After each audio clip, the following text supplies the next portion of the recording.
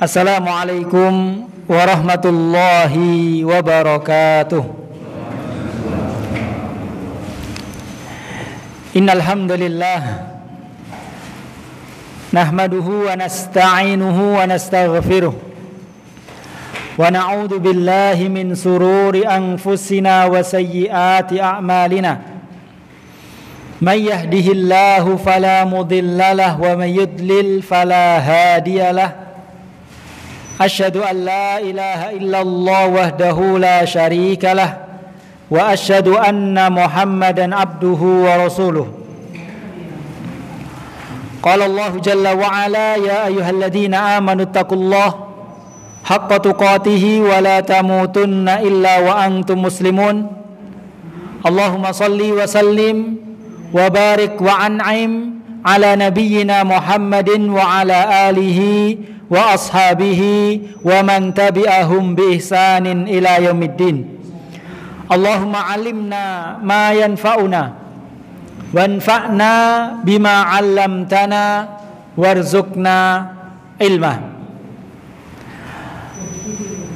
Amma ba'du, kaum muslimin muslimat jamaah kajian SBS dan Masjid Raudhatul Fathah yang semoga senantiasa dimuliakan oleh Allah Subhanahu wa taala. Alhamdulillah, senantiasa kita bersyukur kepada Allah Subhanahu wa taala atas segala limpahan nikmat yang Allah berikan kepada kita, sehingga pada kesempatan malam hari yang baik ini kita dipertemukan kembali oleh Allah Subhanahu wa taala di tempat yang paling dicintai oleh Allah Subhanahu wa taala. Kita dipertemukan kembali oleh Allah setelah 2 bulan penuh. Ini libur ya, bulan Ramadan dan bulan Syawal, dan ini pertemuan perdana saya. Ini masuk perdana setelah libur Ramadan dan Syawal. Alhamdulillah, Allah Subhanahu wa taala pertemukan kita ya dalam rangka untuk mengamalkan salah satu amal ibadah yang sangat besar nilainya di sisi Allah, yang merupakan salah satu dari kewajiban-kewajiban kita sebagai seorang muslim, yaitu menuntut ilmu agama. Kita memohon kepada Allah Subhanahu wa taala agar Allah senantiasa memberikan kepada kita tambahan ilmu yang bermanfaat, dan Allah memberikan kepada kita taufik sehingga kita bisa mengamalkan ilmu yang Allah ajarkan kepada kita, dan semoga kita bisa istiqamah di atas jalan thalabul ilmi. Kaum muslimin muslimat rahimani Allah wa iyyakum jami'an, ini pertemuan perdana dan pertemuan terakhir. Alhamdulillah, sebelum Ramadan dahulu kita telah menyelesaikan satu kitab yang luar biasa, yaitu kitab Hadis Arba'in Nawawiyah. Sudah selesai ya? InsyaAllah. Alhamdulillah. Kemudian nanti insyaAllah ya, karena saya masih diminta untuk ngisi lagi di sini ya, Jumat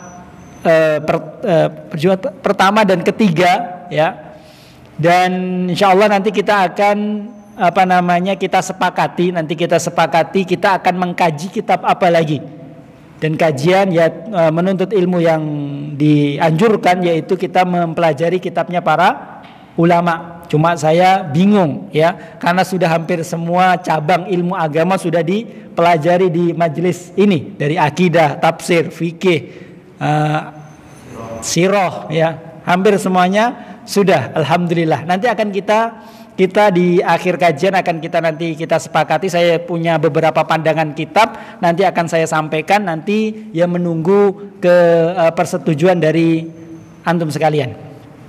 Namun di pertemuan perdana ini ya, karena kita belum mengambil satu kitab yang kita sepakati, maka di pertemuan perdana ini saya ingin menyampaikan satu motivasi ya, satu motivasi ya khususnya untuk saya pribadi dan kepada jamaah sekalian, yaitu motivasi untuk semangat dan terus semangat dalam menuntut ilmu agama. Kaum muslimin muslimat rahimani Allah wa iyyakum jami'an, ya kalau dimutlakkan, kata al-ilmu di dalam Al-Quran ataupun hadis-hadis Nabi SAW, maka yang dimaksud yaitu ilmu agama. Jadi kalau Allah mengatakan kata al-ilmu, atau Rasulullah SAW yang mengatakan kata al-ilmu, maka yang dimaksud adalah ilmu agama. Kita ambil contoh misalnya di dalam surat Al-Mujadilah atau Al-Mujadalah, Allah berfirman, yarfa'il ladina amanu minkum walladina utul ilma darajat. Allah akan mengangkat derajat, ya, Allah akan mengangkat orang-orang yang beriman dan menuntut ilmu. Ya, menuntut ilmu. Di situ Allah mengatakan ilmu. Maka kita harus bawa kata ilmu tersebut ya kepada ilmu agama. Yaitu Allah akan mengangkat ya orang-orang yang beriman dan mempelajari ilmu agama beberapa derajat. Atau misalnya di dalam hadis Rasulullah SAW bersabda, ya, apa Rasulullah menyebutkan kata ilmu dalam hadis? Ada yang bisa menyebutkan? Ya, apa? Man salaka tariqan yaltamisu fihi ilman. Barang siapa yang menempuh suatu jalan, yang di dalam jalan tersebut dia menuntut ilmu, maka kita harus bawa ilmu di situ adalah ilmu agama. Talabul ilmi faridatun ala kulli muslim. Talabul ilmi, mempelajari ilmu, maka kita harus bawa kata ilmu tersebut kepada ilmu agama. Ini menunjukkan ya keutamaan ilmu agama daripada ilmu yang lainnya. Dan ilmu agama yang dimaksud ya, yaitu ilmu yang dengannya kita mengenal Allah Subhanahu wa taala. Kita mengenal Rabb kita. Kita mengenal ya hak-hak Allah Subhanahu wa taala. Kita mengenal nama-nama Allah, kita mengenal sifat-sifat Allah, mengenal ya hak rububiyah Allah, uluhiyah Allah. Ilmu yang dengannya kita ya mengetahui apa yang wajib bagi kita. Ilmu yang dengannya kita mengetahui hukum halal dan haram. Ilmu yang dengannya ya kita bisa ya melakukan ibadah-ibadah yang sesuai dengan petunjuk Rasulullah sallallahu alaihi wasallam. Itu adalah ilmu agama. Dan ilmu agama ini kaum muslimin rahimani Allah wa iyyakum jami'an memiliki keutamaan yang begitu besar. Ya, keutamaan yang begitu banyak.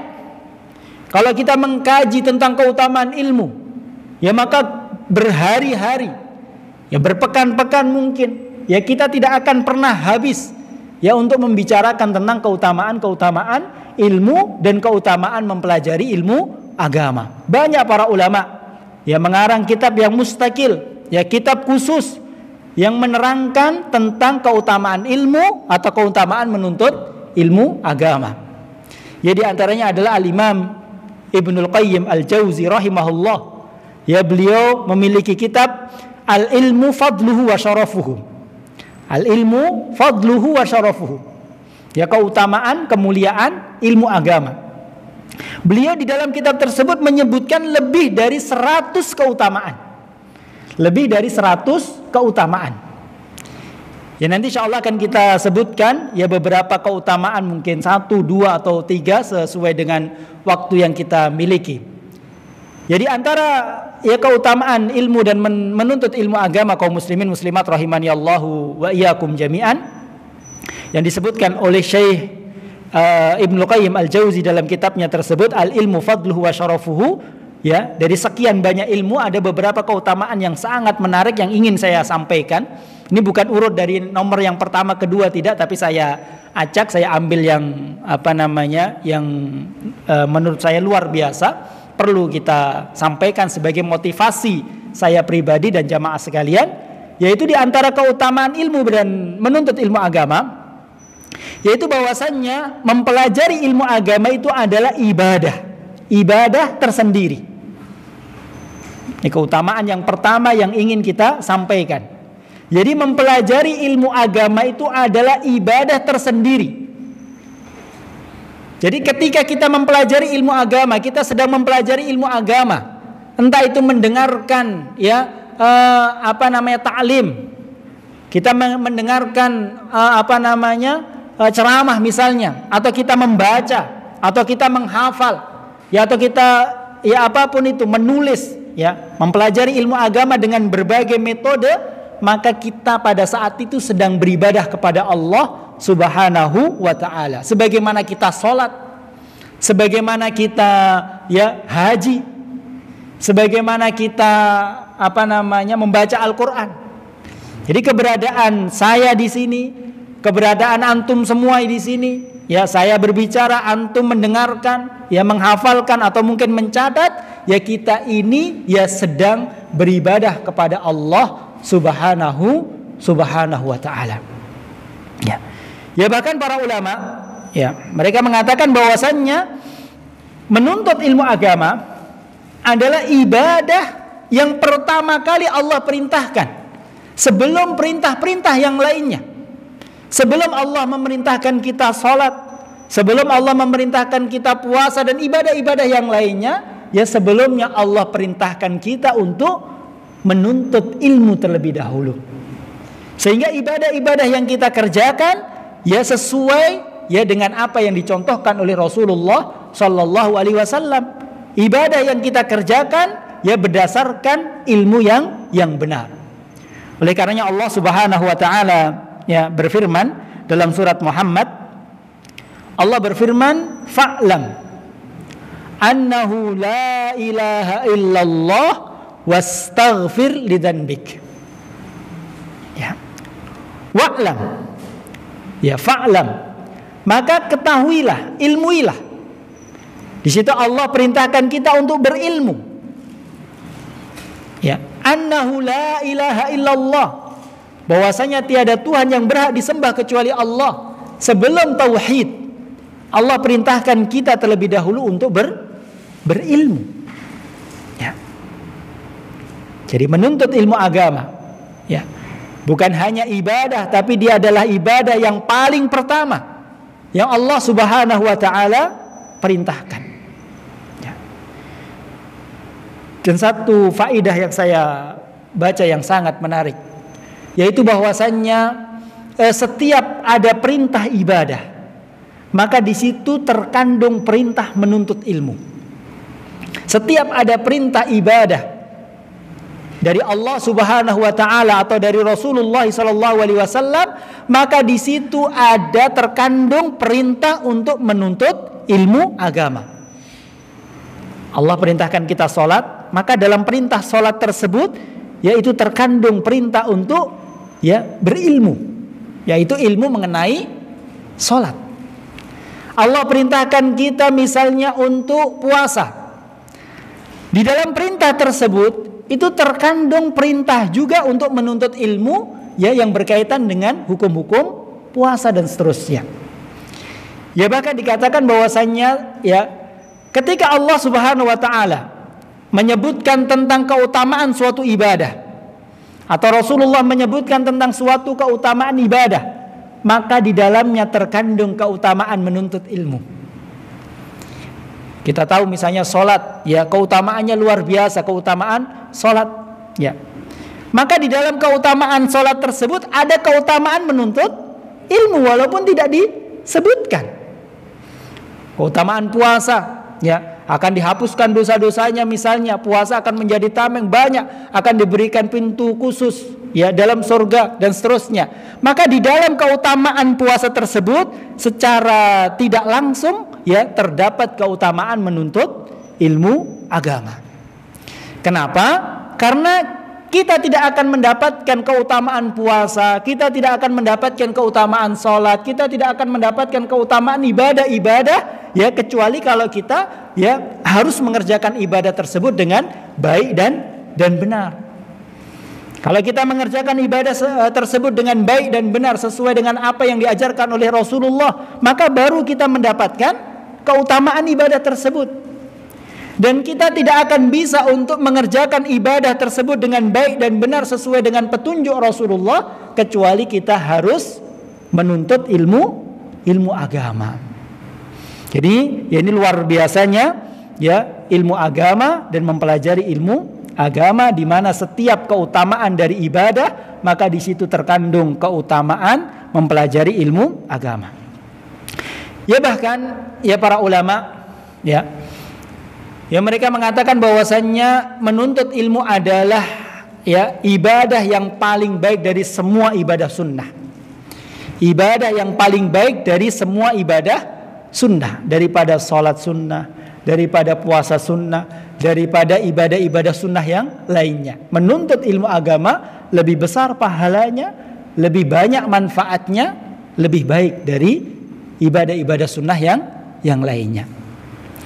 Saya nukilkan beberapa ya perkataan yang disebutkan juga di dalam kitab tersebut, yaitu al-ilmu fadluhu wa syarafuhu, yaitu bahwasannya sahabat Ali bin Abi Thalib radhiyallahu an, ya beliau mengatakan bahwasannya orang yang menuntut ilmu agama, ya maka ganjarannya, pahalanya ya lebih banyak daripada orang yang mengerjakan sholat, ya orang yang mengerjakan puasa, bahkan orang yang berjihad di jalan Allah. Orang yang mempelajari ilmu agama, maka pahalanya lebih banyak daripada orang yang sholat, orang yang puasa, bahkan orang yang berjihad di jalan Allah Subhanahu wa ta'ala. Senada dengan apa yang dikatakan oleh beliau, yaitu apa yang dikatakan oleh sahabat yang mulia Abu Hurairah radhiyallahu an. Sahabat Abu Hurairah yang mana beliau ya luar biasanya dalam menuntut ilmu agama. Tidak lama beliau bertemu dengan Rasulullah SAW, tapi meriwayatkan banyak hadis dari Rasulullah. Meriwayatkan 5.000 lebih hadis dari Rasulullah, padahal waktu bersama Rasulullah hanya sebentar, antara ya 2 tahun, ya kurang lebih sedikit dari itu. Ya, ini menunjukkan betapa semangatnya sahabat Abu Hurairah dalam mempelajari ilmu agama. Di jangka waktu 2 tahun sudah meriwayatkan 5.000 lebih hadis dari Rasulullah. Beliau mengatakan, ya sungguh, ya saya mempelajari satu bab saja. Satu bab saja saya pelajari dari bab-bab ilmu agama dan saya paham bab tersebut. Saya belajar satu bab ilmu agama, saya paham dengan baik satu bab tersebut, maka itu lebih saya sukai daripada jihad selama 70 kali. Ya, lebih aku sukai daripada jihad sebanyak 70 kali. Ini luar biasanya menuntut ilmu agama. Kalau kita perhatikan perintah Allah ya untuk pergi berjihad, maka di situ Allah memerintahkan untuk sebagian kelompok, sebagian orang untuk tinggal, tidak ikut berjihad, untuk tinggal, untuk tafaqquh fiddin, untuk belajar ilmu agama. Jadi semuanya tidak pergi berjihad, tapi ada beberapa orang untuk tinggal yang mempelajari ilmu agama, sehingga mereka nanti bisa memberikan peringatan ya orang-orang yang berjihad ketika kembali dari jihad. Ada yang menuntut ilmu agama. Ya. Ini menunjukkan ya betapa ya besarnya ya keutamaan atau ibadah yang mempelajari ilmu agama. Juga apa yang dikatakan oleh Sufyan Ats-Tsauri. Tadi perkataan sahabat Abu Hurairah ya dinukil dari kitab Al-Faqih wal Mutafaqqih. Kemudian juga dikatakan oleh sahabat yang mulia Sufyan Ats-Tsauri rahimahullah. Ya beliau mengatakan, aku tidak mengetahui satu ibadah yang lebih baik daripada menuntut ilmu agama dan mengajarkannya kepada manusia. Saya tidak tahu amalan yang lebih baik daripada mempelajari ilmu agama kemudian dia mengajarkan ya ilmu agama tersebut kepada manusia. Ya. Senada dengan apa yang dikatakan oleh beliau, yaitu apa yang dikatakan oleh Imam Syafi'i rahimahullah. Ya, beliau mengatakan ya saya ya tidak ada, bahkan mengatakan tidak ada di dalam Islam ini ya amalan yang lebih baik daripada mempelajari ilmu agama daripada apa yang diwajibkan oleh Allah Subhanahu wa ta'ala. Jadi amalan yang paling baik dalam syariat Islam ini ya, setelah apa-apa yang diwajibkan oleh Allah Subhanahu wa ta'ala, yang paling baik yaitu mempelajari ilmu agama, mengalahkan semua ibadah-ibadah sunnah. Maka satu kisah kalau kita pernah ya membaca tatkala beliau bermalam di tempatnya, di rumahnya Imam Ahmad bin Hanbal yang merupakan murid beliau, ya maka beliau ya malamnya tidak tidur, dia sholat subuh dengan wudhu sholat isyaknya, tapi tidak banyak melakukan sholat malamnya. Untuk apa beliau habiskan di waktu malamnya? untuk mempelajari ilmu agama, untuk meneliti hadis. Ya. Beliau banyak habiskan waktunya ya, bukan untuk sholat, bukan untuk yang lainnya, tapi untuk ya mempelajari ilmu agama. Ini perhatiannya yang luar biasa para ulama terhadap ilmu agama. Imam Ahmad bin Hanbal juga mengatakan, al ilmu la ya'diluhu syai' idza sahhatin niyyatuh. Ilmu agama dan mempelajari ilmu agama ini tidak ada sesuatu yang dapat menandinginya kalau dia mempelajarinya dengan niat yang benar. Tidak ada keutamaan yang dapat menandingi ya keutamaan mempelajari ilmu agama. Kalau orang mempelajari ilmu agama itu niatnya benar. Ini luar biasa. Orang-orang yang berkecimpung di dalam ilmu agama, entah itu yang mengajarkannya, yang menyampaikan ilmu agama, atau tulabnya, orang yang mempelajari ilmu agama, atau mungkin panitianya ya, atau yang lainnya yang menyebarkan jadwal-jadwal sehingga orang itu tahu sehingga hadir.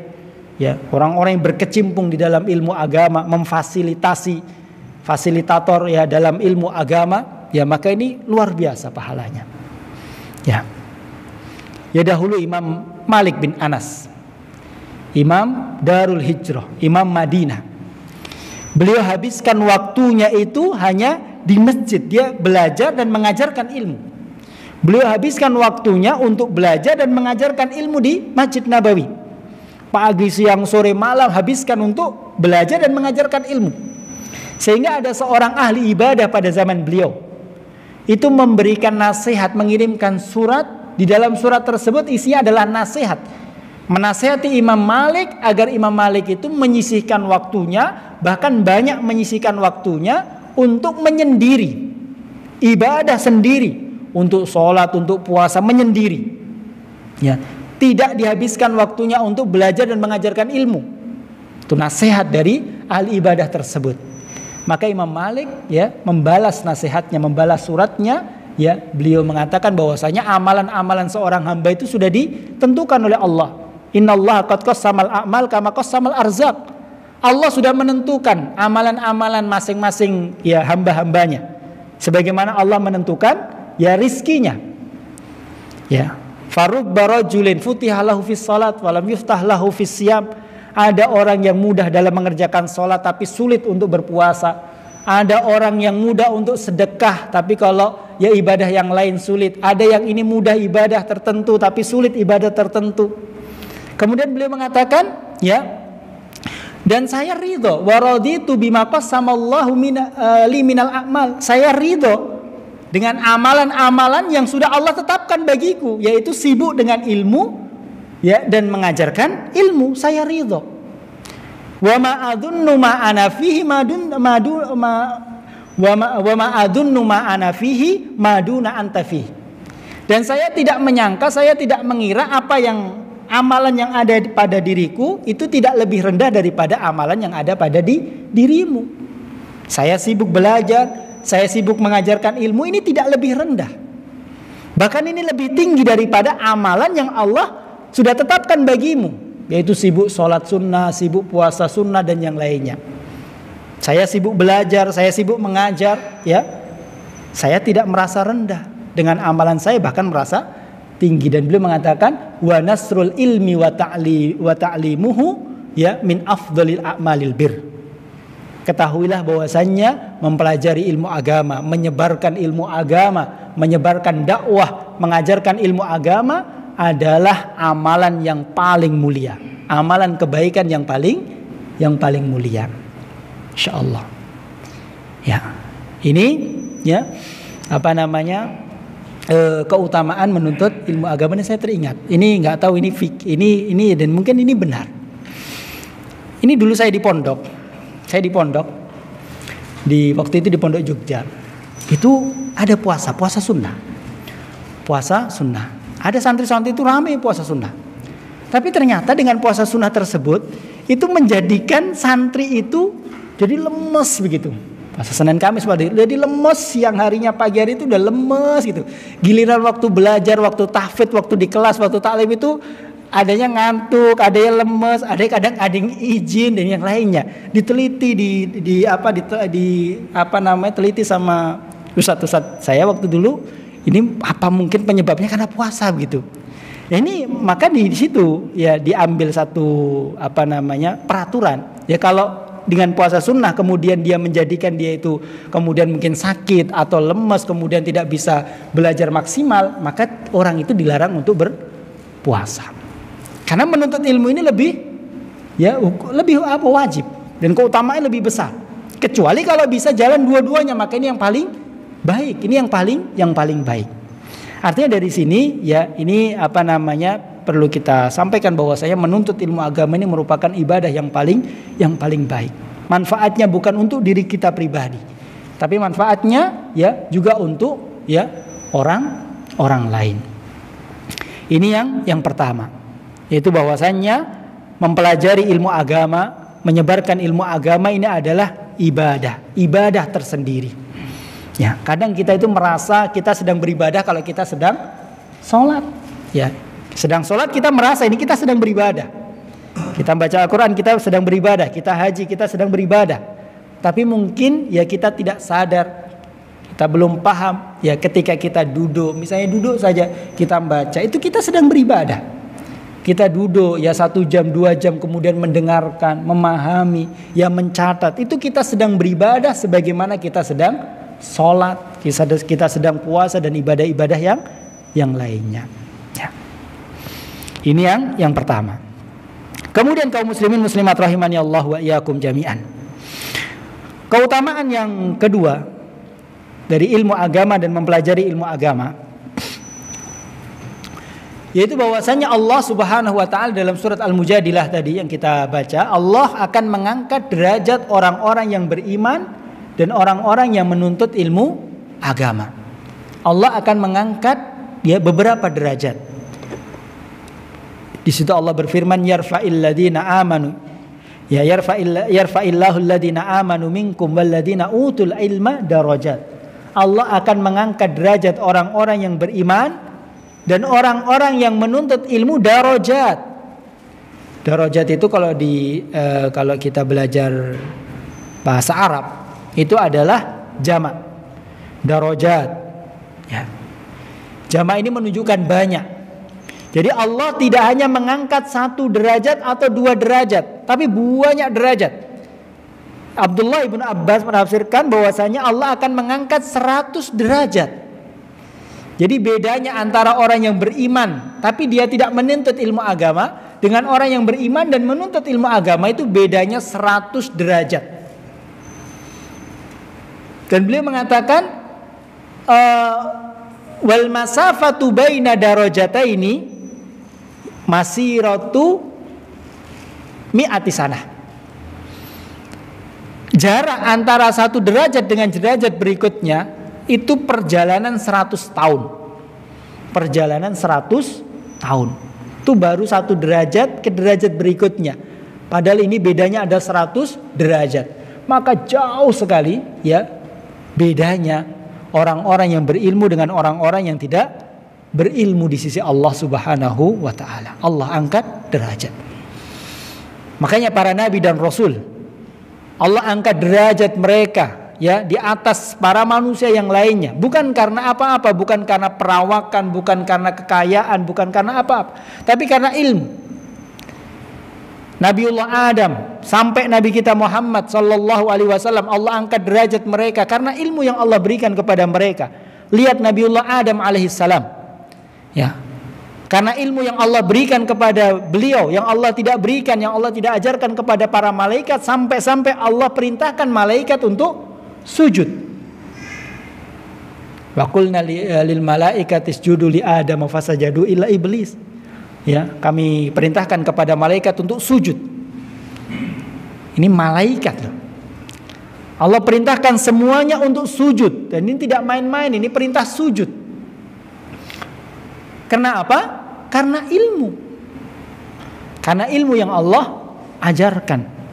Wa 'allama Adam al-asma'a kullaha Allah telah mengajarkan kepada Adam nama-nama asma, nama-nama semuanya. Ya.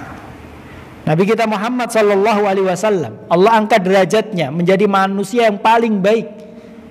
Yang menjadi khalilullah, kekasih Allah subhanahu wa ta'ala. Ya. Allah subhanahu wa ta'ala berikan kepada beliau ilmu. Yang ilmu itu menjadikan beliau itu begitu mulia. Allah mengatakan, wa anzalna 'alaikal kitaba wal hikmah wa 'allamaka ma lam takun ta'lam. Dan kami telah turunkan kepadamu wahai Muhammad alkitab wal hikmah wa 'allamaka ma lam takun ta'lam, dan telah kami ajarkan kepadamu apa yang tidak kamu ketahui. Kami berikan kepadamu ilmu, ya, sesuatu yang belum engkau ketahui. Ya. Bahkan Allah Subhanahu wa taala tidak pernah memerintahkan Rasulullah untuk meminta tambahan nikmat kecuali ilmu. Allah katakan wa qul rabbi zidni ilma. Katakanlah wahai Muhammad, Rabbi zidni ilma, ya Allah tambahkanlah kepadaku ilmu. Allah tidak perintahkan kepada Nabi kita untuk meminta tambahan nikmat-nikmat yang lain. Tapi karena ilmu ini luar biasa, Allah terus perintahkan kepada Rasulullah untuk terus meminta tambahan ilmu. Ya. Nabi Daud alaihissalam, Nabi Sulaiman alaihissalam, Allah angkat derajatnya, Allah muliakan dia di atas kaum mukminin yang lain pada masanya karena ilmu. Allah mengatakan, walaqad ataina Dawuda wa Sulaimana ilma, dan sungguh kami telah berikan kepada Dawud dan Sulaiman ilmu. Wa qala, dan keduanya mengatakan, setelah diberikan ilmu, keduanya mengatakan, alhamdulillahilladzi faddalana ala katsirin min ibadihil mu'minin. Segala puji bagi Allah yang telah memuliakan kami dari banyaknya manusia, orang-orang yang beriman, karena ilmu tersebut. Karena ilmu tersebut, ya, Allah muliakan kami, ya, lebih mulia daripada orang-orang yang beriman. Jadi karena ilmu. Nabi Yusuf alaihissalam, Allah pilih beliau, Allah muliakan beliau daripada saudara-saudara yang lainnya, bukan karena ketampanannya. Memang Nabi Yusuf adalah seorang yang tampan, tapi bukan karena ketampanannya, ya, tapi karena ilmu. Karena ilmu, Allah Subhanahu wa taala angkat derajat beliau. Ya, Allah muliakan beliau daripada yang lain. Jadi kaum muslimin muslimat rahimani Allah wa iyyakum jami'an, maka dengan ilmu agama, ya, dengan kita semangat belajar ilmu agama, maka dengan itu Allah Subhanahu wa taala akan mengangkat derajat kita di dunia dan di akhirat. Di dunia dan di akhirat, ya. Contoh mudahnya misalnya, ya, imam dalam salat misalnya, ya. Di mana petunjuk Rasulullah yang menjadi imam adalah orang yang paling berilmu, yang misalnya dalam Al-Quran dan yang lainnya. Kemudian nanti setelah ilmu baru nanti ada umur, ada yang lainnya. Tapi prioritas pertama adalah ilmu. Ya. Maka di situ, ya, yang menjadi imam bukan misalnya orang yang paling gagah, orang yang paling kaya, atau mungkin jabatan di dunia yang lebih tinggi kemudian dia jadi imam, tidak. Tapi Allah pilih, ya untuk di imam, untuk beribadah kepada Allah dengan ibadah yang paling besar, yaitu salat, yaitu orang yang berilmu. Allah muliakan orang yang berilmu. Ya. Ini, ya, kaum muslimin muslimat rahimani Allahu wa iyyakum jami'an. Ini keutamaan yang kedua. Ya, dengan ilmu agama, ya, Allah akan mengangkat derajat kita. Maka satu nasihat yang perlu kita sampaikan, ya kita ini, ya, bukannya kita sombong, bukan kita merasa tinggi, tapi kita tidak boleh menghinakan diri, ya, di hadapan manusia. Kita ini mulia dengan ilmu kita. Ya, kita mulia dengan ilmu kita. Kita punya ilmu, walaupun mungkin dalam masalah harta, dalam masalah jabatan dunia atau yang lainnya, mungkin kita di bawahnya. Tapi kita mulia dengan ilmu. Tidak boleh kita merendahkan diri di hadapan misalnya orang yang dia punya uang banyak misalnya, tapi nggak punya ilmu agama. Jangan kita merendahkan diri. Kita mulia dengan ilmu agama. Ya. Jangan kita merendahkan diri kita. Tapi bukan berarti kita sombong. Ya. Bukan berarti kita merasa tinggi, merasa hebat. Ya tidak. Tapi kita ya tidak merendahkan diri. Ya. Lihat status yang paling tinggi, manusia yang paling tinggi derajatnya setelah para nabi dan rasul adalah para ulama. Oleh karenanya para ulama ini adalah pewaris para nabi. Wa innal ulama'a hum warasatul anbiya. Dan sesungguhnya para ulama itu adalah pewaris para nabi. Jelas para nabi dan rasul adalah manusia yang paling tinggi derajatnya, status yang paling tinggi yaitu status nubuwah, kenabian. Kemudian bawahnya status yang paling tinggi setelah kenabian yaitu ilmu. Para ulama, orang-orang yang mengajarkan ilmu atau orang-orang yang menuntut ilmu agama. Kita tahu pewaris itu orang yang paling dekat. Ya, orang meninggal yang mewarisi adalah orang-orang terdekatnya, keluarganya. Maka para ulama, orang-orang yang menuntut ilmu adalah orang yang dekat dengan nabi dan rasul, pewaris para nabi, yang statusnya ya paling tinggi setelah mereka. Ya, jadi kita mulia dengan ilmu agama. Kemudian kaum muslimin muslimat rahimani Allah wa iyyakum jami'an. Keutamaan yang terakhir yang kita sebutkan, karena nanti kita akan nyampaikan kitab yang akan kita bahas pada pertemuan berikutnya, maka kita sampaikan keutamaan yang ketiga yang terakhir, yaitu bahwasannya ilmu agama itu adalah nikmat Allah yang lebih besar daripada nikmat dunia apa saja. Lebih besar, lebih mulia, lebih baik daripada nikmat harta, nikmat dunia yang lainnya.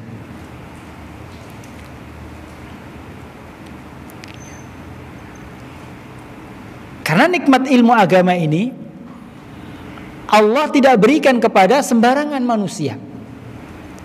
Allah pilih orang-orang yang Allah cintai, yang Allah inginkan kebaikan untuk diberikan nikmat ilmu ini.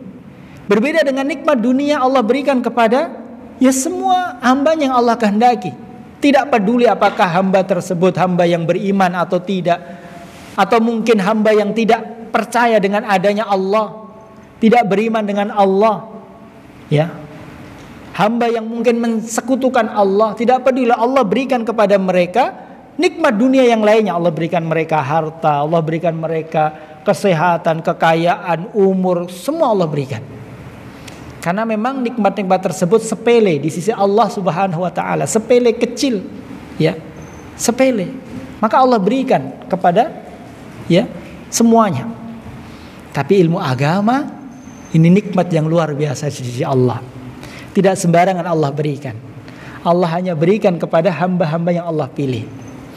Makanya barang siapa yang Allah berikan nikmat ilmu agama, kemudian taufik sehingga dia bisa mengamalkan ilmu tersebut, maka ini adalah hamba pilihan Allah. Allah inginkan kebaikan pada orang tersebut.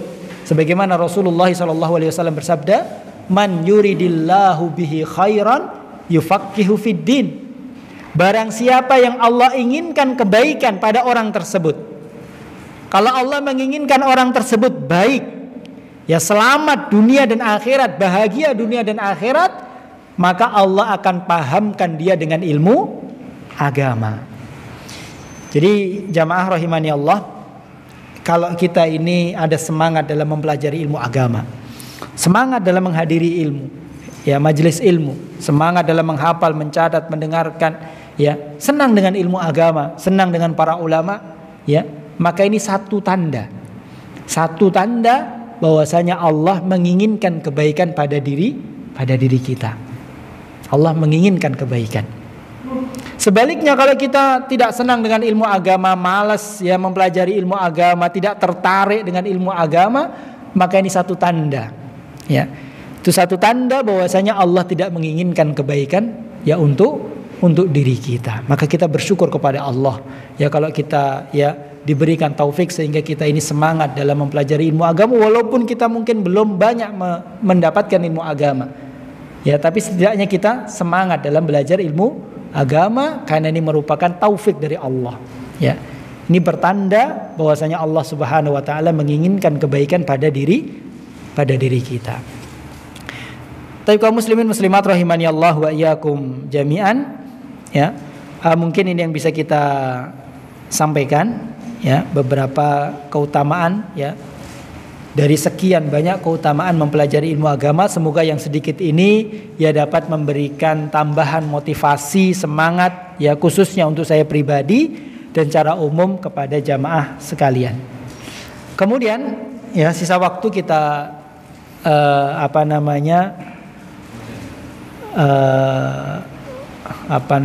ini kita menyampaikan kitab apa yang ingin kita pelajari ya setiap hari Jumat pekan pertama dan ketiga untuk melanjutkan hadis Arba'in Nawawiyah. Fikih sudah ada, akidah sudah ada, tafsir sudah ada, sirah sudah ada, mau apa lagi nih ya, tahsin sudah ada, bahasa Arab juga sudah ada, semua sudah ada, ini mau apa lagi nih. Saya ada beberapa satu yang datang kepada saya dulu waktu sudah selesai itu nyampaikan Sat, ini aja fikih Sat, fikih ibadah, fikih wudu dan sholat begitu apa gitu. Saya sampaikan fikih kan fikih sudah ada begitu, nanti ya fikih sudah ada gitu. Tapi terserah, kalau saya pikir-pikir dari beberapa hari yang lalu saya pikir apa gitu ya, saya dapat satu kitab yang bagus gitu, yaitu Al-Kabair. Kitab Al-Kabair. Pernah tahu Pak kitab Al-Kabair? Al-Kabair artinya dosa-dosa besar. Ya. Al-Kabair ini ada dua kitab yang namanya sama tapi beda pengarang. Yang satu Imam Az-Zahabi dan yang satu Imam Muhammad bin Abdul Wahhab. Tapi yang setelah saya lihat keduanya, saya lebih condong kepada Al-Kabair miliknya Imam Az-Zahabi. Jadi di situ disebutkan dosa-dosa besar di dalam Islam. Ya, ada satu dosa pertama, kedua, ketiga ya.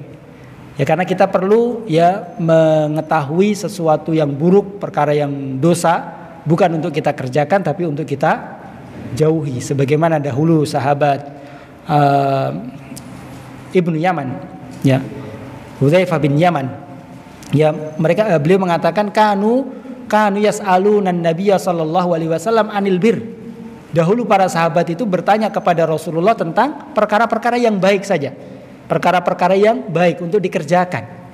Sedangkan saya bertanya kepada Rasulullah itu tentang perkara-perkara yang buruk, ya bukan untuk saya kerjakan, tapi ya agar saya tahu sehingga saya bisa berhati-hati dari perkara buruk tersebut. Ya, maka faman la ya'rifu syarra yaqau fi. Barang siapa yang tidak mengetahui perkara yang buruk, khawatirnya dia terjatuh dalam perkara tersebut, sedangkan dia tidak sadar. Jadi itu al-kabair. Tapi terserah, monggo apa begitu. Atau ada yang ini aja, ada yang ini aja. Atau tematik, kalau tematik sih nggak dianjurkan sih kalau tematik. Ya bingung juga nanti nyampaikan apa. Tapi belajar yang bagus, belajar kitab. Mana aja? Al-Kabair. Gimana? Siap ya? Al-Kabair. Ya, insyaallah ya kita akan belajar kitab Al-Kabair. Dosa-dosa besar, ingat Imam Az-Zahabi. Imam Az-Zahabi ada kitabnya, sudah kitab terjemahnya juga ada, tapi cukup tebal. Dan saking bagusnya kitab tersebut, bahkan ada kitab lagi Zawaid Anil Kabair gitu. Jadi judul pasnya nggak tahu, tapi ada itu kitabnya tambahan-tambahan dari dosa-dosa besar yang disebutkan oleh Imam Az-Zahabi. Jadi Imam Az-Zahabi menyebutkan beberapa saja. Ada ulama berikutnya mengarang kitab melanjutan dari Al-Kabair. Karena begitu banyaknya dosa-dosa besar, ya. Kita yang perlu kita hati-hati, ya, maka kita perlu ya mengetahuinya sehingga kita bisa menghindarinya. Sepakat ya? Al-Kabair insyaallah ya. Ya, tapi mungkin ini yang bisa kita sampaikan. Ya semoga Allah memberikan kepada kita kemudahan. Subhanakallahumma bihamdika asyhadu an la ilaha illa anta astaghfiruka wa atubu ilaik. Wassalamualaikum warahmatullahi wabarakatuh.